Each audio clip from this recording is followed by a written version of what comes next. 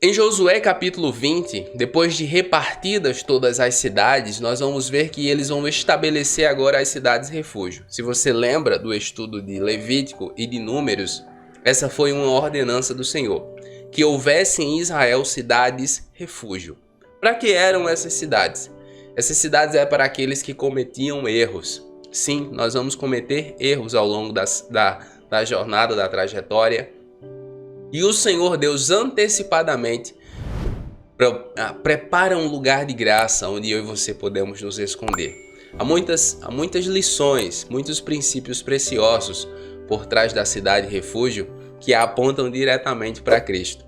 E eu quero conversar com você sobre eles. Então, fique comigo aqui até o final, tenho certeza que você vai ser muito edificado e edificada. Lembrando, se você não se inscreveu no canal ainda, está chegando agora, se inscreva clicando no botão vermelho aqui embaixo. Clique no sininho para ativar todas as notificações e não esqueça de deixar o like. O seu like ajuda demais na divulgação e vai fazer com que mais pessoas sejam alcançadas. Deixa agora, tá? Para você não esquecer. Se torne membro clicando no botão aqui embaixo. Seja membro e você vai ter acesso a conteúdo exclusivo. E se quiser ficar mais conectado, me siga no Instagram, @DiegoNascimento316. Amém? Vamos lá.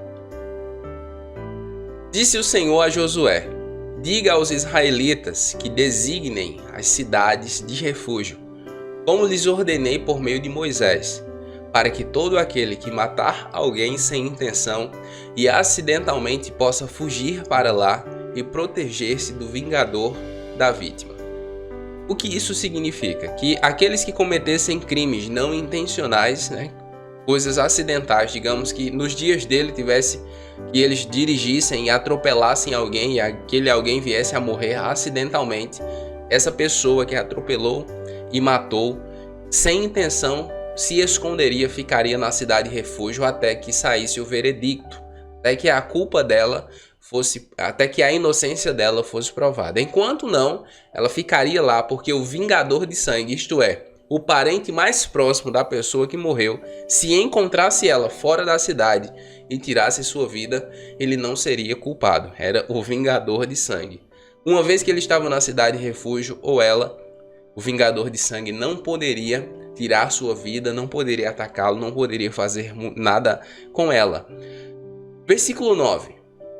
Qualquer israelita ou estrangeiro residente que matasse alguém sem intenção poderia fugir para qualquer dessas cidades, para isso designadas, e escapar do vingador da vítima antes de comparecer a julgamento perante a comunidade. Ou seja, a cidade refúgio, como o próprio nome já diz, era um lugar de refúgio.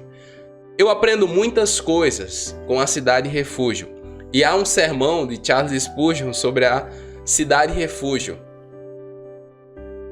Há duas coisas aqui, há duas mensagens aqui. Uma delas é: nós vamos cometer erros. Eu vou cometer erros e você vai cometer erros, sejam intencionais ou acidentais. A cidade refúgio está aí para isso, para acolher as pessoas que cometeram erros. Então, quando eu conheci um pouco mais sobre o texto das cidades refúgio, eu comecei a me cobrar menos.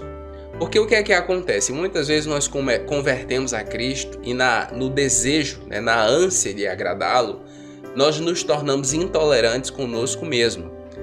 Nós passamos a nos cobrar demais, qualquer erro se torna uma bola de neve, nós ficamos permitindo, dando legalidade ao diabo para nos acusar, quando o poderoso sangue de Jesus nos purifica.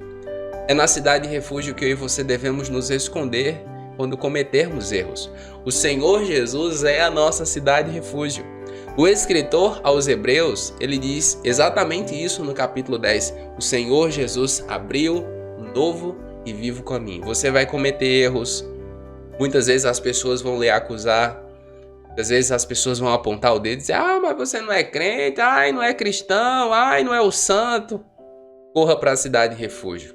O Senhor é aquele que pode julgar você, é aquele que pode lhe condenar. Ele já antecipadamente preparou o perdão para você. A mulher adúltera está aí para nos mostrar isso. O Senhor Jesus a perdoou, concedeu-lhe graça, deu-lhe uma nova chance. Então, a primeira mensagem da cidade refúgio é essa: você vai errar.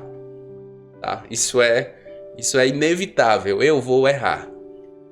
Mas quando nós errarmos, nós podemos nos refugiar nele, à sombra das suas asas. Você lembra de Pedro? Judas e Pedro, eles cometeram erros muito semelhantes. Judas vendeu Jesus, Pedro negou Jesus 3 vezes, de forma que amaldiçoou que conhecia a Deus. É como se ele tivesse dito que um raio me parta se eu conheci Jesus.